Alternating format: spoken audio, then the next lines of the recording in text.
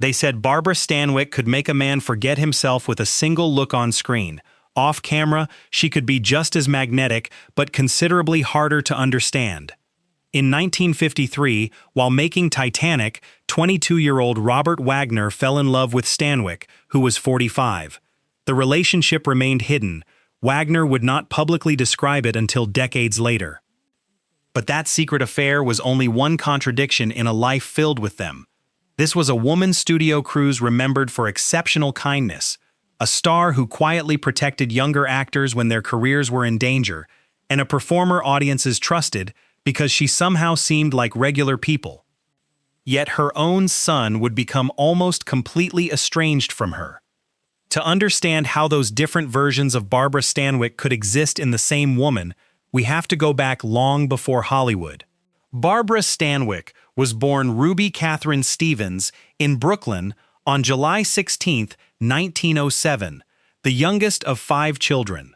There was little glamour in the Stevens household, and whatever security Ruby might have known disappeared while she was still a small child. Her pregnant mother, Catherine, died following a horrific streetcar accident. Accounts differ slightly on the exact circumstances, but biographies agree that a drunken stranger knocked or pushed her from a streetcar. She suffered catastrophic injuries and later died. Ruby was not yet 4. Then came another abandonment. Only weeks after Catherine's death, Ruby's father, Byron Stevens, left to work on the Panama Canal. He never returned to raise his children. Within an extraordinarily short period, Ruby had lost one parent to death and the other to disappearance. Her older sister Mildred tried to help care for Ruby and her brother Byron Jr., but Mildred was a chorus girl who had to travel for work. The younger children were consequently moved through foster homes and temporary arrangements. For Ruby, home stopped meaning one place. Adults came and went. Rules changed. Affection could disappear without warning. Later in life, Stanwyck rarely encouraged people to pity her childhood. Her descriptions of foster care could be surprisingly matter-of-fact. She did not build her public identity around having suffered. She built it around surviving. As a girl, Ruby became combative, independent, and suspicious of relying on anyone else. She fought, ran away from placements she disliked, and started smoking very young. She later described herself as alert, precocious, and savage. Those words tell us more about the future Barbara Stanwyck than almost any glamorous publicity photograph could. She had learned early that toughness was useful. But there was one place where Ruby could temporarily disappear from her own circumstances: the movies. She watched silent film adventures in neighborhood theaters and became fascinated by women such as Pearl White, whose characters were constantly escaping danger, surviving disasters, and refusing to wait around for someone else to save them. For a Brooklyn girl moving between other people's homes, that fantasy must have had a particular appeal. By 14, Ruby had decided that childhood was essentially over. She left school after the 8th grade and began supporting herself. There would be no family fortune, no parent arranging opportunities, no comfortable period in which she could discover what she wanted to become. If Ruby Stevens wanted another life, she would have to earn it. And she started almost immediately. Ruby took whatever work she could find. She wrapped packages in a department store, worked as a switchboard operator, and sold dress patterns. She sometimes lied about her age because being legally old enough to work mattered more than telling the truth about a number. But those jobs were income, not ambition. Her ambition was the stage. Ruby saved money for dance shoes and practiced whenever she had spare time. Mildred knew the entertainment business well enough to understand how unreliable it could be and reportedly tried to discourage her. Ruby went ahead anyway. At 15, she began working as a chorus girl.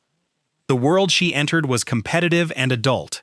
Young dancers performed late, dealt with wealthy male admirers, survived on limited money, and learned quickly which kind of attention could help a career and which kind could destroy one.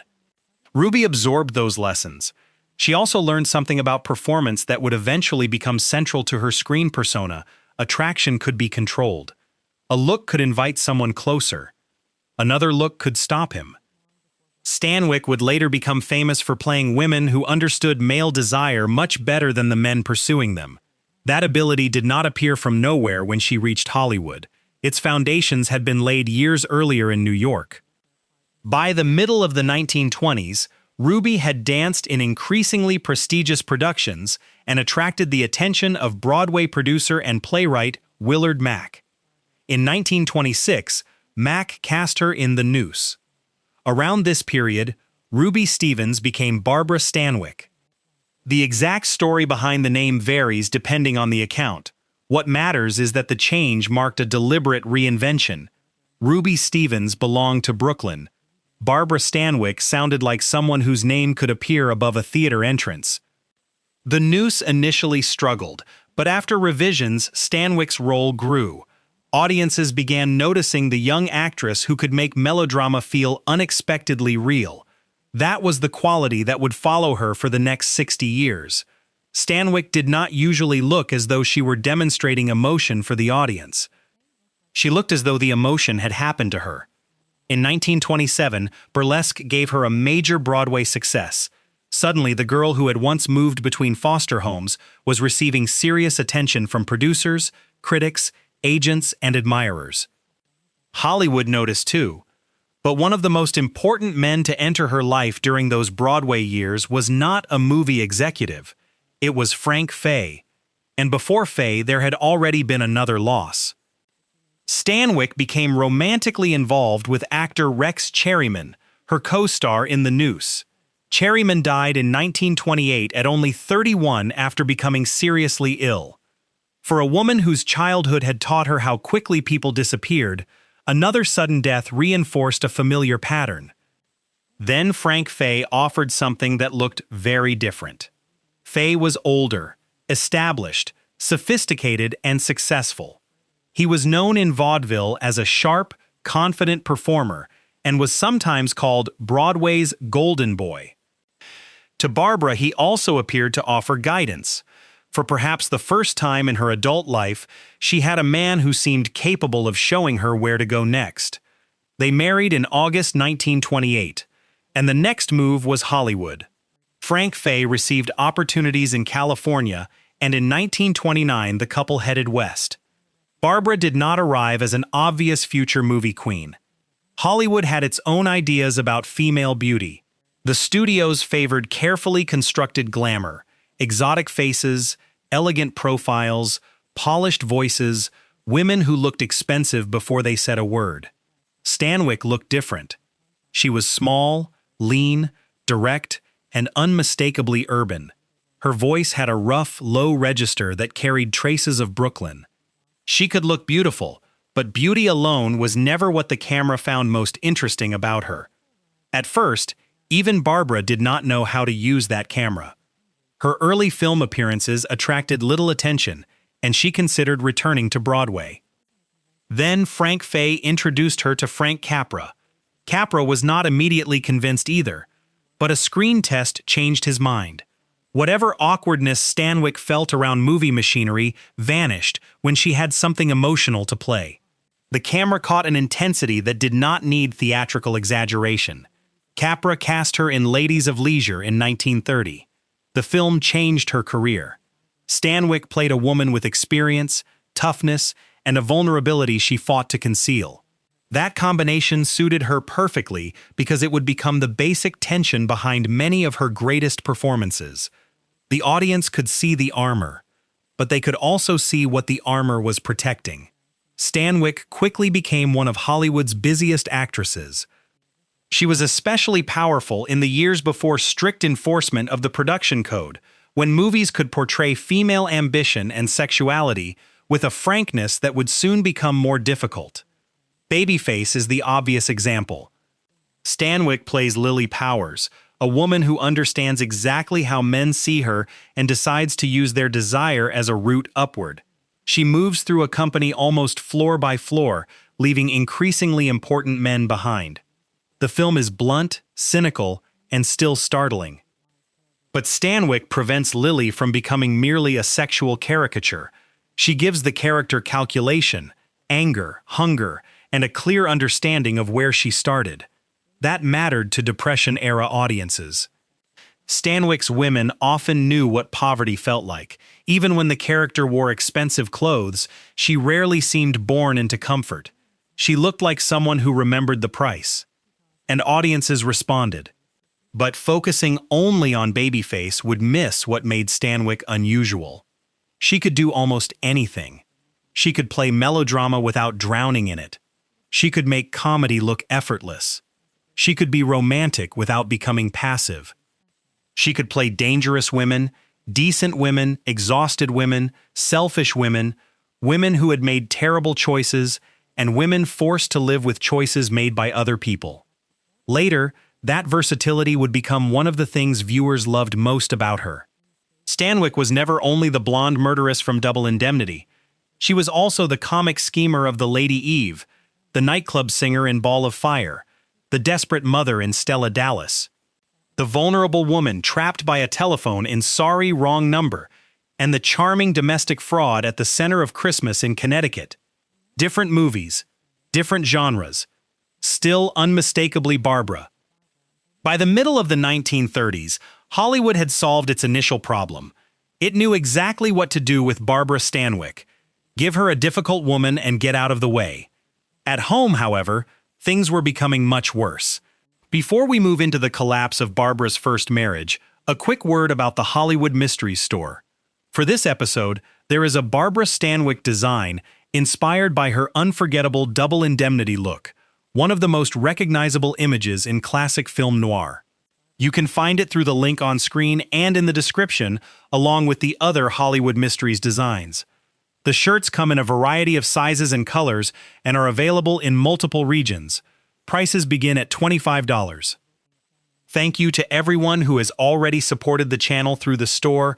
I always enjoy seeing which stars and films you choose. Now back to Barbara. Her professional life was becoming remarkably secure. Her marriage was not. Frank Fay had helped Barbara reach Hollywood. Then Hollywood changed the balance between them.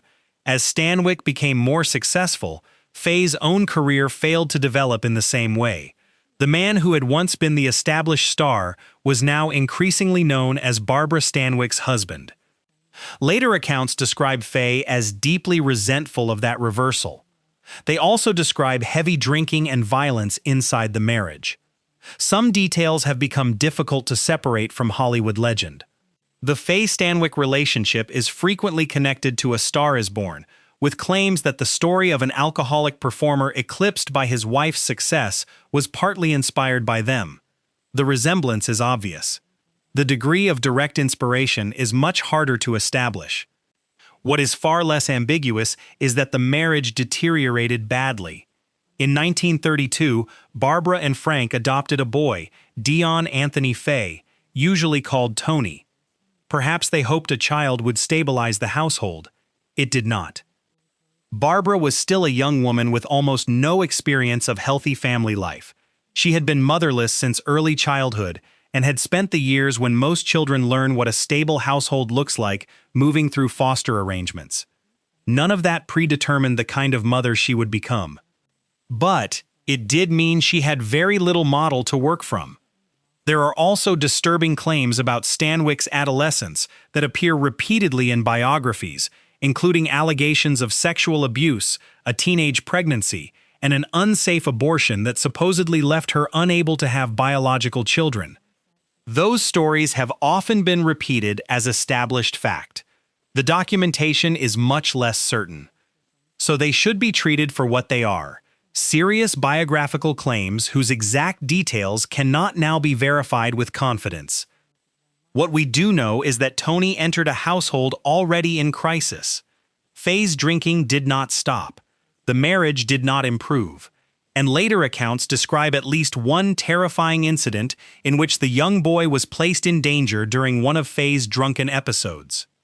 By 1935, Barbara had reached the end. She divorced Frank Fay and retained custody of Tony. For a woman of 28, divorce carried considerably more social judgment in 1935 than it would decades later. Stanwyck appeared to care very little. She had survived being abandoned as a child. She had survived poverty. She had survived Hollywood telling her she did not look like a movie star. She would survive a failed marriage too. Work became even more important. And this is where the Barbara Stanwyck remembered by crews begins to come into sharper focus. She had a reputation for arriving prepared. She knew her lines. She did not keep people waiting without reason. She learned the names of crew members and treated technicians as colleagues rather than furniture surrounding the stars. That sounds ordinary now. In the rigid hierarchy of studio-era Hollywood, people remembered it. One viewer of the original story even recalled that his father-in-law had worked as a studio electrician and considered Stanwyck his favorite actress because she liked spending time with the crew. That memory fits a larger pattern in accounts from people who worked with her. Stanwyck could be direct, demanding, and unsentimental. But professionally, she was respected not just because she was talented. She behaved as though everyone's work on the set mattered. That generosity extended to actors too. The most famous example involved a nervous young performer whose career nearly ended before it began. His name was William Holden. In 1939, Stanwyck was making Golden Boy opposite a relatively inexperienced William Holden. Holden had landed an important role, but the production did not go smoothly at first. He was nervous. His early work worried the studio. Columbia chief Harry Cohn considered replacing him. Stanwyck intervened. She had enough standing by then to make her opinion matter, and she defended Holden when his position was uncertain. She also worked with him, helping him through scenes and giving him the support an insecure young actor badly needed. Holden stayed in the film. His career survived, and he never forgot it. The two remained close for decades. Nearly 40 years later, when Holden and Stanwyck appeared together at the Academy Awards, he publicly thanked her for what she had done for him at the beginning. It is an important part of Stanwyck's story because it complicates the colder image that sometimes develops when her private life is discussed. She could invest considerable time and emotional energy in another person's success. She did it again with younger performers on television many years later. Yet she often found sustained intimacy in her own family much more difficult. That contradiction cannot be solved by giving her a simple label: kind. Cold, generous, self-protective, all of them appear in the record. And soon after Golden Boy, another relationship would test her ability to trust someone again. Robert Taylor had already entered her life. Barbara met Robert Taylor while making his brother's wife in 1936. He was younger than she was, handsome in the almost impossibly polished MGM manner, and personally very different from Frank Fay. Taylor had grown up in Nebraska. His public image was clean-cut. His manner was gentler. After the chaos of her marriage to Fay, Stanwyck found his relative calm attractive. Taylor, meanwhile, was fascinated by Barbara's experience. This time the roles were reversed. Frank Fay had been the older mentor when Barbara was still learning the business. Now Barbara was the experienced professional. Taylor was the younger actor. She helped him with scripts and scenes. They rode horses, cooked meals, and built a relationship away from the most public Hollywood venues. At first, Barbara resisted the idea of another marriage. That was understandable. She had already tried one, but MGM had concerns of its own. Studio-era Hollywood exerted extraordinary control over the private lives of stars, particularly when executives believed a relationship could threaten a carefully manufactured image. By 1938, magazines were openly discussing unmarried Hollywood couples, including Stanwyck and Taylor. MGM did not want one of its major romantic leading men at the center of a morality scandal. Pressure followed. Barbara and Taylor married in 1939. The marriage was real, but the circumstances were never as spontaneous as the studio publicity might have suggested. For a while, it worked. And professionally, the next several years would be extraordinary for Barbara. This is the period when discussing only her love life becomes particularly misleading. Because while the marriage was beginning to crack, Stanwyck was doing some of the best acting of her career. Consider the run. The Lady Eve, Meet John Doe, Ball of Fire, Double Indemnity, Christmas in Connecticut. Sorry, wrong number. Even that short list moves through comedy, social drama, romance, film noir, domestic farce, and psychological suspense. Few stars could cross those genres without losing their identity. Stanwyck could. In The Lady Eve, Preston Sturges lets her be funny, glamorous, cruel, romantic, and completely in control of Henry Fonda almost simultaneously. Comedy exposed a quality sometimes overlooked when people remember only the harder roles. Stanwyck had timing. She could let a reaction sit for exactly the right fraction of a second. She could make an insult sound spontaneous. She could shift from sincerity to deception without announcing the change. Ball of Fire used the same intelligence differently. As Sugarpuss O'Shea, she enters a secluded world of academics and immediately changes the temperature of every room. The role is funny because Stanwyck understands that Sugarpuss is usually the smartest practical person present, no matter how many degrees the professors have. Meet John Doe brought her back together with Frank Capra and Gary Cooper in a story about media manipulation, political spectacle, and the dangerous distance between a manufactured public image and an actual human being. That subject was especially appropriate for someone who knew how Hollywood manufactured identities. Then there was Christmas in Connecticut. Several viewers of the original episode specifically noticed that it had barely been mentioned. They had a point. The film shows a side of Stanwyck that disappears if her career is reduced to femme fatales and suffering mothers. She plays Elizabeth Lane, a successful writer whose entire professional identity is a fraud. Her readers believe she is an expert homemaker living an ideal domestic life. In reality, she cannot cook. The comedy comes from watching Barbara Stanwyck, one of the least helpless performers in Hollywood, become increasingly trapped by an image everyone else expects her to maintain. It is light, warm, and charming, and it demonstrates something important. Stanwyck did not need darkness to be interesting, but darkness gave her some of her most unforgettable work. Double Indemnity arrived in 1944. Billy Wilder cast her as Phyllis Dietrichson, the married woman who draws insurance salesman Walter Neff into murder. Stanwyck initially worried about playing someone so openly rotten. Wilder wanted exactly that risk. The result became one of the defining performances of film noir. The blonde wig is strange. The anklet is vulgar enough to attract attention. The dialogue is hard. But the most frightening thing about Phyllis is how little effort Stanwyck appears to make. She does not play murder as melodrama. She plays it like business. That coolness makes the character much more disturbing. Fred MacMurray's Walter believes he is sophisticated enough to understand the situation. Phyllis has understood him before he has understood himself. Audiences still debate whether Double Indemnity is Stanwyck's greatest performance. For many viewers, the answer is immediate. But another film repeatedly mentioned by fans deserves equal attention. Sorry, wrong number. Released in 1948, it places Stanwyck in a very different position. Here she is not the hunter, she is trapped. She plays Leona Stevenson, a wealthy invalid who accidentally overhears a telephone conversation suggesting that a murder is going to occur. As the film progresses, she tries desperately to understand what she heard and whether she herself is in danger. Much of the performance depends on voice, panic, rhythm, and the growing recognition that control is slipping away. For viewers who know the ending, the film can still produce anxiety because Stanwyck makes Leona's fear feel immediate every time. She earned another Academy Award nomination. She never won a competitive Oscar.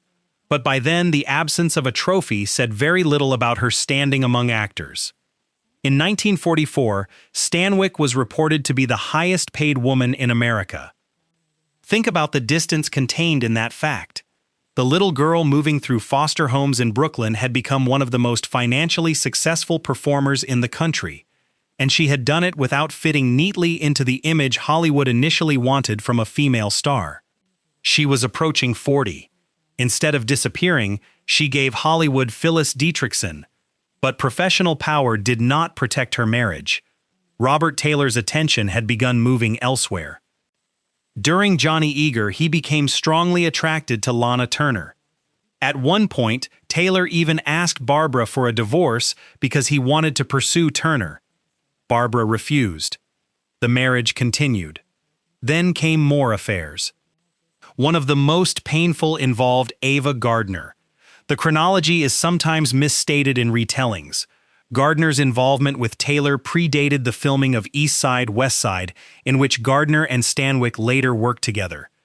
That makes the story less theatrically perfect than the version often repeated. It also makes it more credible. Barbara knew she was married to a man with a pattern. She kept trying to hold the marriage together anyway. Why? Pride may have played a role. Love almost certainly did. And perhaps a woman who had lost so many people early in life found it particularly difficult to be the one who finally ended something.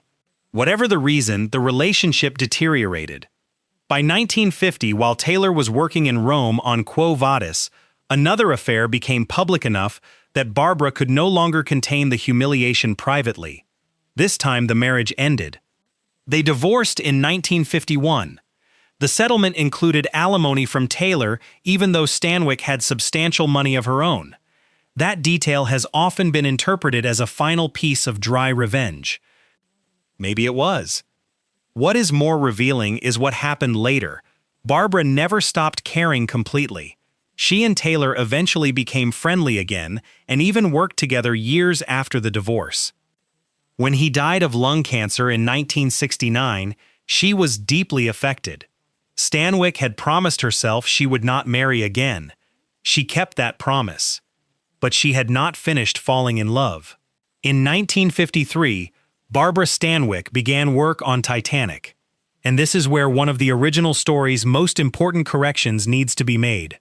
Robert Wagner did not play Stanwyck's young lover in the film. Wagner played Gifford Rogers, the romantic interest of Annette Sturgis, Barbara's screen daughter, played by Audrey Dalton. Off-camera, however, something did develop between Wagner and Stanwyck. At the time, Wagner was only 22. Stanwyck was 45. He was still establishing himself. She had already been a major star for more than 2 decades. Publicly, rumors were denied. Decades later, Wagner told a very different story. In his memoir and later interviews, he described a secret relationship with Stanwyck that lasted several years. He said he fell in love with her. He remembered her not as the hard woman outsiders sometimes imagined, but as generous, caring, funny, and enormously important to him. Barbara called him R.J. Wagner, said their relationship changed him. The age difference was enormous by the standards of 1950s Hollywood publicity, especially because the older partner was the woman. A successful middle-aged male star dating a much younger actress barely required explanation. Reverse the sexes, and suddenly the studio had a problem. Wagner was being marketed as a handsome young leading man. A public relationship with one of Hollywood's most powerful older actresses would have complicated that image. There was also a personal imbalance neither of them could ignore. Stanwyck had already become Barbara Stanwyck. Wagner was still trying to become Robert Wagner. He later recognized that if they built a permanent life together, he risked being defined as the man attached to her fame. The relationship remained private. Eventually it ended. But Wagner's later recollections are striking because of how much affection remained decades afterward. When he discussed Barbara, he did not describe an embarrassing youthful mistake. He described someone who had mattered profoundly to him. For Stanwyck, the relationship offered something different from either marriage. No studio wedding, no public domestic performance, no attempt to turn them into an ideal Hollywood couple, but also no permanence. When it ended, Barbara returned to the independence that had protected her for most of her life. She never married again, and by now a pattern becomes difficult to ignore. Stanwyck could form intense relationships. She could inspire fierce loyalty. She could mentor younger people. She could remember former lovers with tenderness years later. But sustained domestic closeness remained difficult. Nowhere was that clearer than with Tony. Tony had entered Barbara's life as a baby during the worst years of her marriage to Frank Fay. He did not grow into an easy child. Accounts describe problems at school, behavioral difficulties, and increasing conflict with Barbara. Eventually, he was sent to military school. The distance between them widened. By adulthood, they were essentially estranged. Later retellings sometimes try to explain that estrangement with a single psychological theory. Barbara had been abandoned, so she abandoned him. Barbara could not have biological children, so she never bonded with an adopted child. Tony disappointed her, so she rejected him. Those explanations sound tidy. Real families rarely are. The documented outcome is easier to state than the reason. Barbara and Tony did not have a functioning mother-son relationship. He had serious problems of his own as an adult, including legal trouble. She provided some financial assistance at various points but remained emotionally remote. They did not meaningfully reconcile. And near the end of Barbara's life, the separation was still in place. That fact understandably troubles many people who admire her. Some viewers of the original episode said it changed how they saw her completely. Others argued that outsiders cannot know what had happened privately between mother and son over several decades. Both reactions are understandable. What we should avoid is pretending we know the missing conversations. Barbara Stanwyck could be extraordinary to people she worked with. That is well documented. It does not erase Tony. Her failures with Tony do not erase the people she helped either. The tension between those facts is part of who she was. Linda Evans would later provide perhaps the clearest example. When Evans joined the Big Valley as a very young actress, Stanwyck looked out for her. Evans recalled Barbara stepping into an almost maternal role after Evans lost her own mother. There are also stories of Stanwyck using her influence to make sure the younger actress received better treatment from production. That is difficult to place beside the story of Tony, but perhaps it should remain difficult. Human beings are often capable of giving strangers or colleagues something they cannot give the people closest to them. Work has rules. Family does not. On a set, Barbara knew exactly what was expected. Know your lines. Hit your mark. Help another actor. Respect the crew. Do the job. Motherhood could not be solved by professionalism, and she may never have learned how to handle the emotional disorder that came with it. That is interpretation, not diagnosis. The result is what we know. Tony and Barbara remained apart.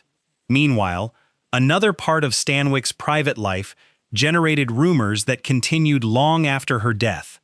Her sexuality.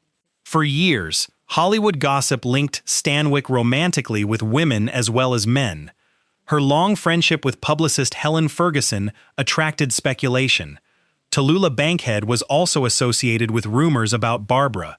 Later writers went further, sometimes describing Stanwyck as lesbian or bisexual with far more certainty than the available evidence justifies. The studio era certainly forced many gay and bisexual performers to hide relationships. That historical reality makes secrecy plausible. It does not prove any specific claim about Stanwyck. Barbara herself never supplied the answer. When journalists pressed her about relationships with women, she could become openly hostile. She believed some areas of her life were nobody else's business. That refusal did not stop her from becoming important to queer audiences. Her screen persona already contained qualities that did not always fit conventional expectations of femininity. She was independent. She could wear trousers without turning the costume into a joke. She often played women who controlled money, sex, work, or entire households. Men might desire her, but her characters were rarely organized around pleasing them. In 1962's Walk on the Wild Side, she also played Jo Courtney, a brothel madam whose relationship with another woman gives the character an explicitly lesbian dimension. The portrayal is hardly progressive by modern standards. But openly lesbian characters were extremely unusual in mainstream American movies of the period. Queer audiences found their own meanings in Stanwyck's work, whether or not those meanings corresponded to her private identity. And that is probably where the subject should remain. We can document the rumors, we can document the cultural connection, we cannot assign Barbara Stanwyck a private identity she chose not to define publicly. By the time those questions were becoming part of her legend, another transformation was already underway. Movie roles for actresses her age were declining. The studio system itself was weakening. Many film stars looked at television and saw a smaller screen. Stanwyck looked at it and saw work. It is easy to describe Barbara's move into television as though it were a retreat from movies. For many viewers, it was the opposite. Television was where they met her. In 1960, she starred in The Barbara Stanwyck Show, an anthology series that allowed her to play different characters from week to week. The show itself lasted only one season. Stanwyck won an Emmy. Then came The Big Valley. Premiering in 1965, the Western cast her as Victoria Barkley, the widowed matriarch at the center of a wealthy ranching family. For anyone who had watched Stanwyck since the 1930s, the casting made perfect sense. Victoria was strong without being ornamental. She could make decisions. She could ride. She could face danger. She could control a household filled with powerful adult sons without the character becoming a parody of toughness. For younger television viewers, Victoria Barkley simply was Barbara Stanwyck. Several people who later became fans of her movies first discovered her through The Big Valley. That matters because the series did something Hollywood studios often failed to do for aging actresses. It let her authority increase with age. Stanwyck did not have to pretend to be 30. Victoria Barkley was powerful because she had lived. The show ran 4 seasons. Stanwyck won the 1966 Emmy for her performance and received further nominations in the following 2 years. She did not win 3 Emmys for The Big Valley, as some retellings claim. Across her television career, however, she did win 3 primetime Emmys, 1 for The Barbara Stanwyck Show, 1 for The Big Valley, and later 1 for The Thorn. The Big Valley also changed her relationship with Linda Evans. Evans was in her 20s and still inexperienced when the series began. Stanwyck gave advice, looked out for her on set, and became especially important after Evans lost her mother. Once again, the contradiction returns. Barbara's own son remained distant, yet a younger actress remembered her as a maternal figure. That does not make the contradiction disappear. It makes the portrait more complete. Stanwyck continued working. And then, in 1983, when she was 75, The Thorn brought another major success. She played Mary Carson, a wealthy Australian landowner whose desire for a much younger priest curdles into bitterness. It was exactly the kind of role Stanwyck could still make dangerous. Mary could be cruel.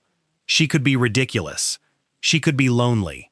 And Stanwyck refused to rescue her from any of those qualities. The performance earned her another Emmy and a Golden Globe. During her Emmy acceptance, Stanwyck also used the moment to praise fellow nominee Anne Margaret's performance in Who Will Love My Children. It was another example of the generosity colleagues repeatedly associated with her. More than 50 years after Ruby Stevens first entered a chorus line, Barbara Stanwyck was still working. The stage had changed. The audience had changed. She had not lost the basic thing the camera saw: presence. One honor had still escaped her. Barbara Stanwyck had received 4 Academy Award nominations for Best Actress. She had never won. Then, at the 54th Academy Awards in 1982, the Academy presented her with an honorary Oscar for her contribution to screen acting. And this is another point where the original story got an important detail wrong. Barbara was not too ill to attend. She was there. She walked onto the stage in person and received the only standing ovation of the evening. The moment was emotional for another reason. William Holden had died only months earlier. The young actor Stanwyck had protected on Golden Boy had grown into one of Hollywood's major stars, and he had never forgotten what she had done. Years earlier, Holden had publicly thanked her on the Academy Awards stage. Now Barbara was finally holding an Oscar of her own. She spoke about missing him and ended her tribute with a simple line, "My golden boy, you got your wish." It is difficult to find a better example of why so many people who worked with Stanwyck remembered her with affection. The hardest woman on screen could be intensely loyal off it. And by this point, that loyalty had lasted more than 40 years. Age eventually imposed limits even Stanwyck could not simply work through. She had smoked heavily for much of her life and developed serious respiratory problems, including emphysema. Then, in October 1981, danger entered her home in a much more immediate form. A burglar broke into her Beverly Hills residence. The intruder struck the 74-year-old actress, forced her into a closet, and stole jewelry. Contemporary police reports valued the stolen property at around $5,000, substantially less than the much larger figures repeated in some later versions of the story. Stanwyck survived. Of course she did. The phrase risks turning her life into mythology, but by then survival really had become the recurring action of her biography. A streetcar tragedy, foster homes, poverty, a disastrous marriage, divorce, betrayal, professional rejection, a violent burglary. Again and again, something collapsed and Barbara kept going. But the final years were quieter. Her health declined, she became increasingly private, and the relationship with Tony remained unresolved. There would be no sentimental deathbed reunion. Accounts of her final years say Barbara did not want him brought to her. For people who admire Stanwyck, that is an uncomfortable ending to the story of her motherhood. Perhaps it should be. A biography does not become more truthful by forcing every relationship into reconciliation before the final scene. Barbara and Tony had lived apart emotionally for decades. They remained apart. We do not know everything that happened between them. We do know there was no repair. Barbara Stanwyck died on January 20th, 1990. She was 82. She had requested no funeral and no elaborate public memorial. That decision suited a woman who spent much of her career separating what she owed an audience from what she believed belonged only to herself. What she owed the audience, she had already given. More than 80 films, decades of television, comedy, melodrama, westerns, film noir, women capable of murder and women capable of sacrifice, women who lied beautifully, women who loved badly, women frightened almost beyond endurance, women who took charge because nobody else in the room seemed competent enough. There is a reason viewers struggle to choose one favorite Barbara Stanwyck performance. Double Indemnity may be the obvious answer. Some will always choose Ball of Fire, others The Lady Eve. Stella Dallas, Sorry, Wrong Number, Meet John Doe, Christmas in Connecticut, Babyface. And, for an entire generation, the answer may not be a movie at all. It may be Victoria Barkley in The Big Valley. That range matters because it prevents us from reducing Stanwyck to one image. She was not simply a femme fatale. She was not simply the tough woman. She was not simply the Brooklyn survivor. And she was certainly not simply the sum of her marriages and affairs. Her work lasted because she understood contradiction. Perhaps she understood it because she lived so much of it herself. She could be remarkably kind to a crew member and emotionally unreachable to her son. She could support William Holden when an entire studio was prepared to give up on him and still cut other people out of her life completely. She could fall for Robert Taylor, forgive repeated betrayals, and then spend the rest of her life refusing marriage. She could have a secret relationship with a man more than 20 years younger and still guard her private life so carefully that the public would not learn the full story for decades. She projected certainty. Her life contained very little of it. Maybe that is what film historian John Coball was getting at when he described the quality audiences saw in her. She felt like regular people. Not because her life was ordinary, It plainly wasn't. She felt like regular people because effort remained visible in her. Nothing about Barbara Stanwyck suggested that life had been arranged for her convenience. She looked as though she had earned every inch of ground and expected it could disappear again if she stopped paying attention. That quality began with Ruby Stevens. A little girl in Brooklyn learned that security could vanish in an afternoon. She learned not to wait for rescue. Then she carried that lesson through chorus lines, Broadway theaters, Hollywood soundstages, marriages, divorces, film noir, Western ranches, television studios, and old age. Sometimes that hardness protected her. Sometimes it appears to have hurt people around her. Both things can be true. And perhaps that is a better way to remember Barbara Stanwyck than turning her into either a saint or a monster. She was one of the great American screen actors. She was a survivor. She was generous. She could be unforgiving. She was loved. She was difficult. And once the camera found her, it almost never looked away. I hope you enjoyed this episode of Hollywood Mysteries. If you have a favorite Barbara Stanwyck film or performance, tell me in the comments.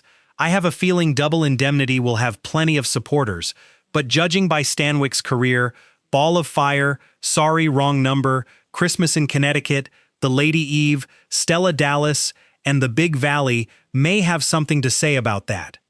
Don't forget to like, share, and subscribe. And if you'd like an extra weekly episode, you can support the channel through Patreon or YouTube membership. Thank you to everyone already supporting the series. Until next week, sweet dreams.